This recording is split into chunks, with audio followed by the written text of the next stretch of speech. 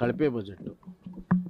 ಯಾಕೆ ಕಳಪೆ ಅಂತಂದರೆ ಅಭಿವೃದ್ಧಿ ಶೂನ್ಯ, ಪ್ರಗತಿ ರಹಿತವಾಗಿರುವಂಥ, ಅತಿ ಹೆಚ್ಚು ಸಾಲ ಮಾಡಿರುವ ದಾಖಲೆ 1,32,00,000, 32,000 ಕೋಟಿ.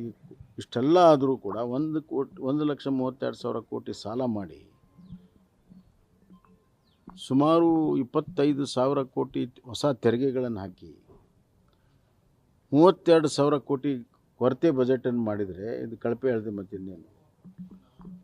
ದಿಕ್ಕು ದಸೆ ಇಲ್ಲದೆ, ಪ್ರಗತಿ ಶೂನ್ಯ, ಸಾಲದ ಸೂಲಕ್ಕೆ ರಾಜ್ಯವನ್ನು ತೆಗೆದುಕೊಂಡು ಹೋಗುವಂಥ ಒಂದು ಕಳಪೆ ಬಜೆಟ್ಟು ಮಾಡಿದ್ದಾರೆ.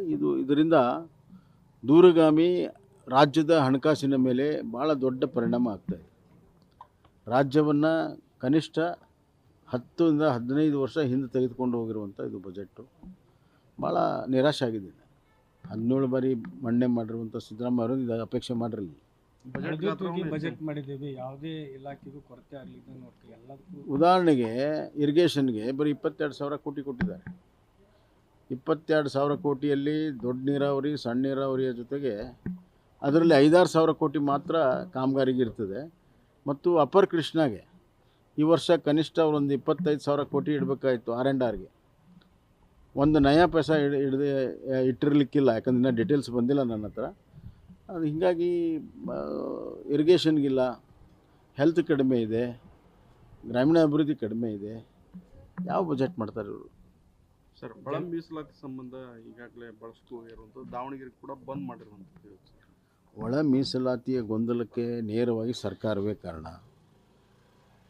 ಸರ್ಕಾರದಲ್ಲಿ, ಸರ್ಕಾರ ಮಂತ್ರಿಗಳಲ್ಲಿ ಇದರ ಬಗ್ಗೆ ಭಿನ್ನಾಭಿಪ್ರಾಯ ಇದೆ. ಕ್ಯಾಬಿನೆಟ್ನಲ್ಲಿಯೇ ಗೊಂದಲ ಇದೆ. ಹೀಗಾಗಿ ದಲಿತ ಸಮಾಜಕ್ಕೆ ಅನ್ಯಾಯ ನಡೀತಾ ಇದೆ. ಒಳ ಮೀಸಲಾತಿ ಕಾನೂನನ್ನು ಮಾಡಿದವರೇ ಸರ್ಕಾರ. ಬೆಳಗಾಂ ಅಧಿವೇಶನದಲ್ಲಿ ಪಾಸ್ ಮಾಡಿದರು, ಗವರ್ನರ್ ಒಪ್ಪಿಗೆ ತೊಗೊಂಡ್ರು. ಮತ್ತು ಯಾತಕ್ಕಾಗಿ ಈ ಕಾನೂನು ಮಾಡಿದ್ದಾರೆ? 17%, 7% ಮಾಡಿ ಈಗ ಅದನ್ನು ಕೊಡೋದಿಲ್ಲ ಅಂತಂದರೆ ಕೋರ್ಟಿನ ಕುಂಟು ನೆಪ ಹೇಳಿದ್ದಾರೆ. ಕೋರ್ಟಲ್ಲಿ ಇವರು ಅಡ್ವೊಕೇಟ್ ಜನರಲ್ಲೇ ಅಫಿಡೇವಿಟ್ ಫೈಲ್ ಮಾಡಿದ್ದಾರೆ. ಕೋರ್ಟ್ ಏನೂ ಡೈರೆಕ್ಷನ್ ಕೊಟ್ಟಿಲ್ಲ. ಆ ಕುಂಟು ನೆಪದಲ್ಲಿ ಇವತ್ತು ದಲಿತ ಸಮಾಜಕ್ಕೆ ಅನ್ಯಾಯ ಮಾಡ್ತಾ ಇದ್ದಾರೆ. ಒಳ ಮೀಸಲಾತಿಯ ಅಪೇಕ್ಷೆ ಇಟ್ಕೊಂಡಿರುವಂಥ ಅಪಾರವಾಗಿರುವಂಥ ದಲಿತ ಸಮಾಜ ಇವತ್ತು ಸ್ಫೋಟಕವಾಗಿ ವಿರೋಧ ಮಾಡ್ತಾ ಇದೆ. ಕೂಡಲೇ ಒಂದು ತಿದ್ದುಪಡಿಯನ್ನು ಮಾಡದೇ ಇದ್ದರೆ ಭಾರತೀಯ ಜನತಾ ಪಕ್ಷವು ಕೂಡ ಹೋರಾಟ ಮಾಡುವಂಥ ತೀರ್ಮಾನ ಮಾಡಿದೆ. ನ್ಯೂಸ್ ಫಸ್ಟ್, ನಿರ್ಭೀತಿಯಿಂದ ನಿಮ್ಮ ಪರವಾಗಿ.